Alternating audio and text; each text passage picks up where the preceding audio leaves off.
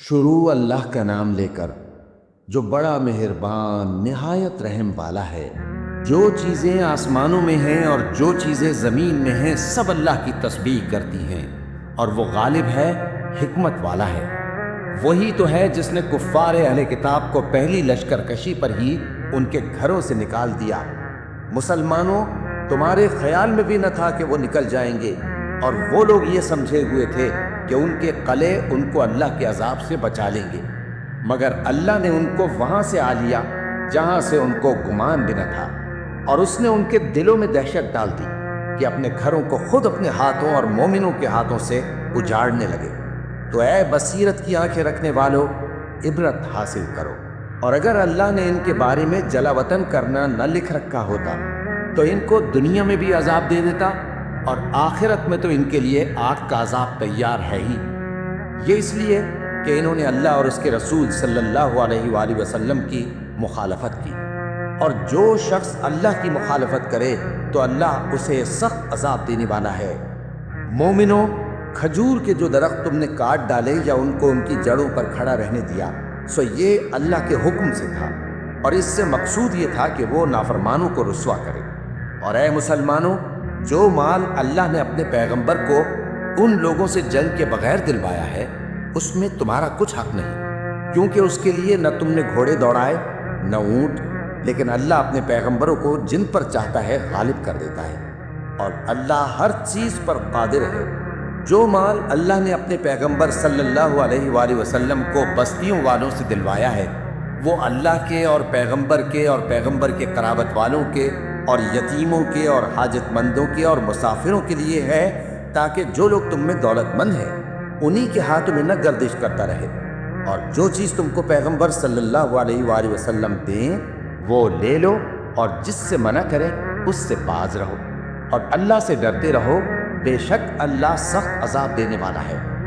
اور ان ضرورت مند مہاجروں کے لیے بھی جو اپنے گھروں اور مالوں سے خارج اور جدا کر دیے گئے ہیں، جو اللہ کے فضل اور اس کی خوشنودی کے طلبگار اور اللہ اور اس کے پیغمبر کے مددگار ہیں، یہی لوگ سچے ہیں۔ اور ان لوگوں کے لیے بھی جو مہاجرین سے پہلے اس گھر یعنی مدینے میں مقیم ہیں اور ایمان میں مضبوط ہیں، اور جو لوگ ہجرت کر کے ان کے پاس آتے ہیں وہ ان سے محبت کرتے ہیں، اور جو کچھ ان کو ملا اس سے اپنے دل میں کچھ خواہش اور خلش نہیں پاتے، اور ان کو اپنی جانوں پر مقدم رکھتے ہیں، خواہ وہ خود بھی فاقے سے ہوں۔ اور جو شخص خود غرضی سے بچا لیا گیا تو ایسے ہی لوگ بامراد ہیں۔ اور ان کے لیے بھی جو ان مہاجرین کے بعد آئے اور دعا کرتے ہیں کہ اے پروردگار، ہمارے اور ہمارے بھائیوں کے جو ہم سے پہلے ایمان لائے ہیں گناہ معاف فرما، اور مومنوں کی طرف سے ہمارے دل میں کینہ و حسد نہ پیدا ہونے دے۔ اے ہمارے پروردگار، تو بڑا شفقت کرنے والا ہے، مہربان ہے۔ کیا تم نے ان منافقوں کو نہیں دیکھا جو اپنے کافر بھائیوں سے جو اہل کتاب ہیں کہا کرتے ہیں کہ اگر تم جلا وطن کیے گئے تو ہم بھی تمہارے ساتھ نکل چلیں گے، اور تمہارے بارے میں کبھی کسی کا کہا نہ مانیں گے، اور اگر تم سے جنگ ہوئی تو تمہاری ہی مدد کریں گے، مگر اللہ ظاہر کیے دیتا ہے کہ یہ جھوٹے ہیں۔ اگر وہ نکالے گئے تو یہ ان کے ساتھ نہیں نکلیں گے، اور اگر ان سے جنگ ہوئی تو یہ ان کی مدد نہیں کریں گے، اور اگر مدد کریں گے بھی تو پیٹ پھیر کر بھاگ جائیں گے، پھر ان کو کہیں سے بھی مدد نہ ملے گی۔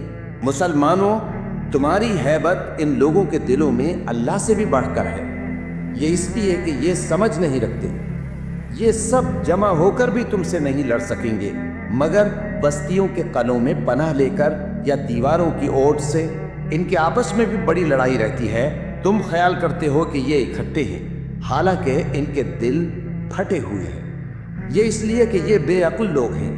ان کا حال ان لوگوں کا سا ہے جو ان سے کچھ ہی پیشتر اپنے کرتوت کی سزا کا مزہ چکھ چکے ہیں، اور ان کے لیے دکھ دینے والا عذاب تیار ہے۔ منافقوں کی مثال شیطان کی سی ہے کہ انسان سے کہتا رہا کہ کافر ہو جا، پھر جب وہ کافر ہو گیا تو کہنے لگا کہ مجھے تجھ سے کچھ سروکار نہیں، مجھ کو تو اللہ رب العالمین سے ڈر لگتا ہے۔ تو دونوں کا انجام یہ ہوا کہ دونوں دوزخ میں جائیں گے، ہمیشہ اس میں رہیں گے، اور بے انصافوں کی یہی سزا ہے۔ اے ایمان والو، اللہ سے ڈرتے رہو، اور ہر شخص کو دیکھنا چاہیے کہ اس نے کل یعنی آخرت کے لیے کیا سامان بھیجا ہے۔ اور ہم پھر کہتے ہیں کہ اللہ سے ڈرتے رہو، بے شک اللہ تمہارے سب اعمال سے خبردار ہے۔ اور ان لوگوں جیسے نہ ہو جانا جنہوں نے اللہ کو بھلا دیا تو اللہ نے انہیں ایسا کر دیا کہ وہ خود اپنے آپ کو بھول گئے۔ یہی لوگ ہیں نافرمان۔ اہل دوزخ اور اہل بہشت برابر نہیں، اہل بہشت ہی کامیابی حاصل کرنے والے ہیں۔ اگر ہم یہ قرآن کسی پہاڑ پر نازل کرتے تو تم اس کو دیکھتے کہ اللہ کے خوف سے دبا اور پھٹا جاتا ہے۔